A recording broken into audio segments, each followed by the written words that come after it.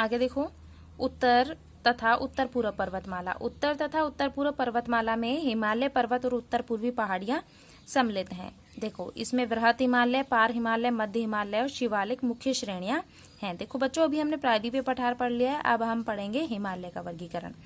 भारत के उत्तर पश्चिम भाग में हिमालय की ये श्रेणियां उत्तर पश्चिम से दक्षिण पूर्व दिशा में फैली हुई हैं। देखो, ये ऊपर वाली दिशा जो होती है उत्तर होती है, इधर पश्चिम होता है, इधर पूर्व होता है, नीचे दक्षिण होता है। ठीक है, पूर्व पश्चिम उत्तर दक्षिण, तो ये है उत्तर पश्चिम। उत्तर पश्चिम से दक्षिण पूर्व की ओर फैली हुई है। ठीक है, उत्तर पूर्व की ओर, सॉरी, उत्तर पूर्व की ओर फैली हुई है।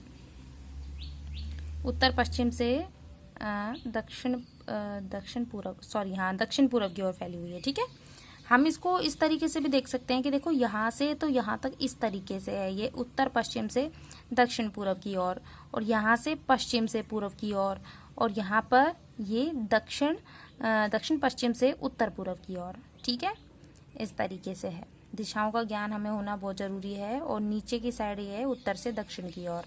आगे देखो, वृहत हिमालय पूर्व से पश्चिम की लंबाई जो है इसकी 2500 किलोमीटर है। देखो, पूर्व से पश्चिम की जो लंबाई है ये कितनी है, 2500 किलोमीटर है वृहत हिमालय की। उत्तर से दक्षिण तक जो चौड़ाई है 160 से 400 किलोमीटर है। उत्तर से दक्षिण तक जो चौड़ाई है 160 से 400 किलोमीटर तक है। भारतीय उपमहाद्वीप के देशों के नाम हैं, देखो, पाकिस्तान, बांग्लादेश, नेपाल, भूटान, श्रीलंका, कभी कभी अफगानिस्तान और मालदीव को भी इसमें शामिल किया जाता है। ये क्या है, भारतीय उपमहाद्वीप के देश हैं। आगे देखो, हिमालय एक प्राकृतिक रोधक ही नहीं बल्कि जलवायु अपवाह और सांस्कृतिक विभाजक भी है।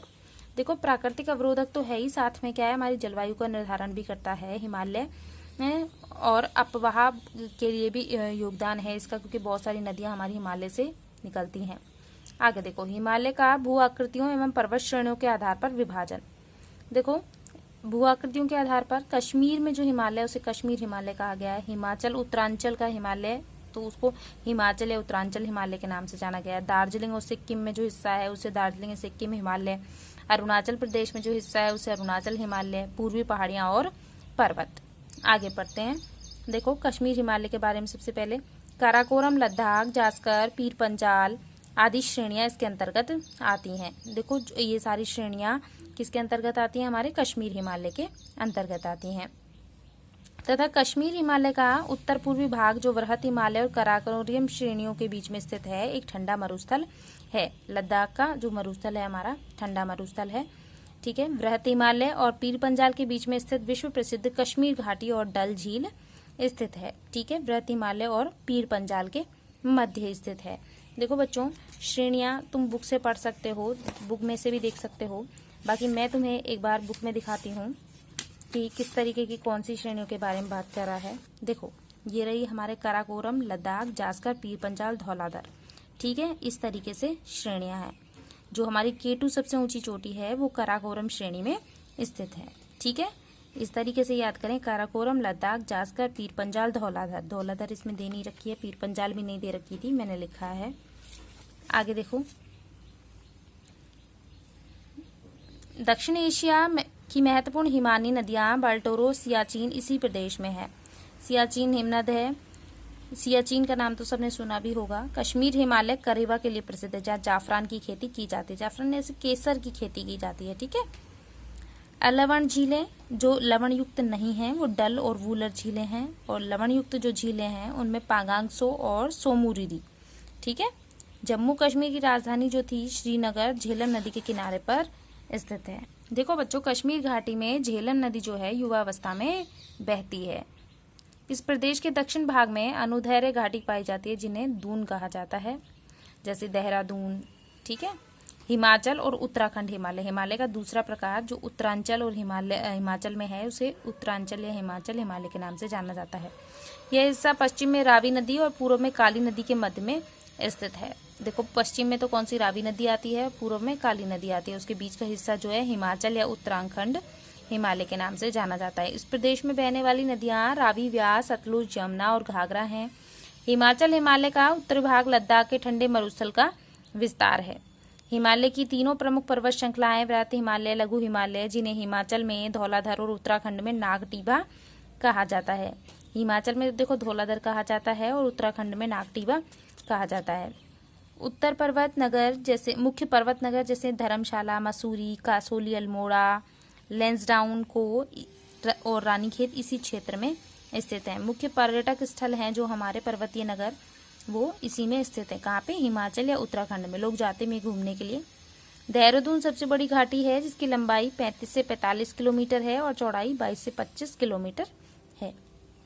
वृहद हिमालय की घाटियों में बोटिया प्रजाति के लोग रहते हैं और ये लोग ग्रीष्म ऋतु में बुग्याल, जो ऊंचाई पर स्थित घास के मैदान होते हैं उन्हें बुग्याल कहा जाता है, वहां पर चले जाते हैं और शीत ऋतु आने पर वापस लौट आते हैं। क्योंकि क्या होता है, पहाड़ों पर ठंड अधिक होती है, तो जब जैसे ठंड आती है वो नीचे आ जाते हैं।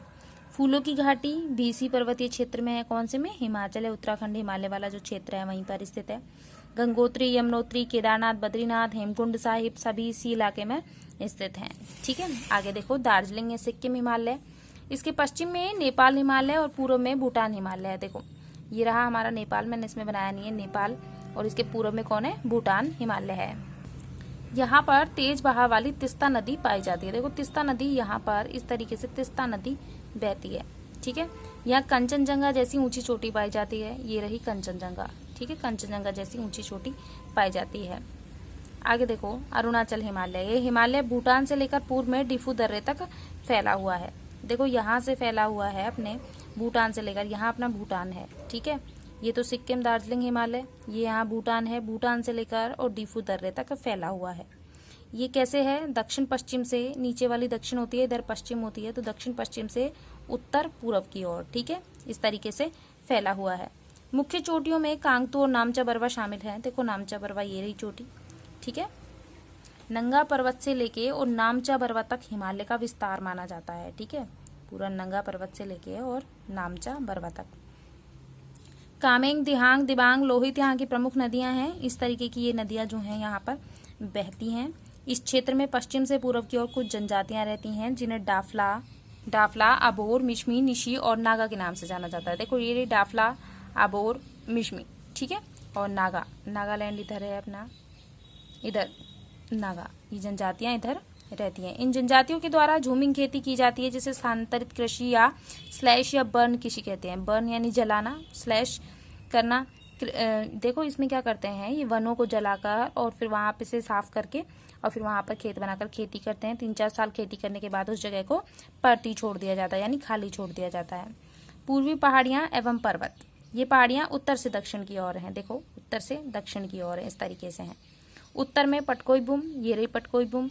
उसके बाद नागा पहाड़ियां, नागालैंड में हैं तो नागा पहाड़ियां।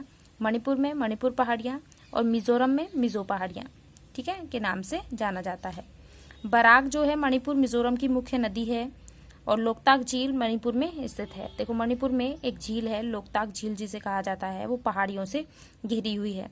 मिजोरम जिसे मोलेसिस बेसिन भी कहा जाता है, इसको मोलेसिस बेसिन भी कहा जाता है मिजोरम को। ठीक है, तो बच्चों देखो ये था हमारा प्रायद्वीपीय पठार और हिमालय का जो वर्गीकरण है हमने पढ़ा, नक्शे से पढ़ा, बहुत अच्छे तरीके से पढ़ा है। इसको आप और अच्छे से पढ़ें अपनी बुक से।